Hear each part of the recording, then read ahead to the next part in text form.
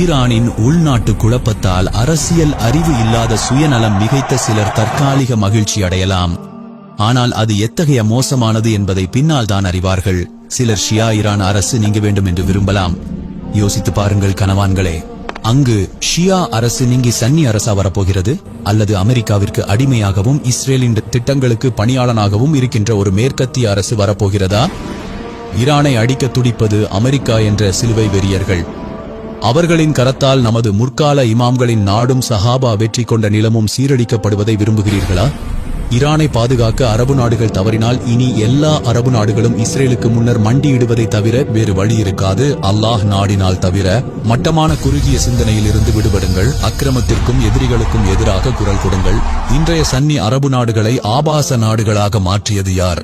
America என்பதை மறந்துவிடாதீர்கள். ஈராக்கை அழித்து லிபியாவை பல மில்லியன் மக்களை கொன்றது யார்? அமெரிக்கா என்பதை மறந்துவிடாதீர்கள்.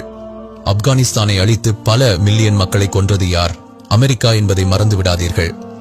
இஸ்லாமிய நாடுகளில் இஸ்லாமிய சட்டங்கள் பின்பற்றப்படுவதை தடுப்பது யார்? அமெரிக்கா என்பதை மறந்துவிடாதீர்கள். அல்லாஹ்வே நீயே போதுமானவன்.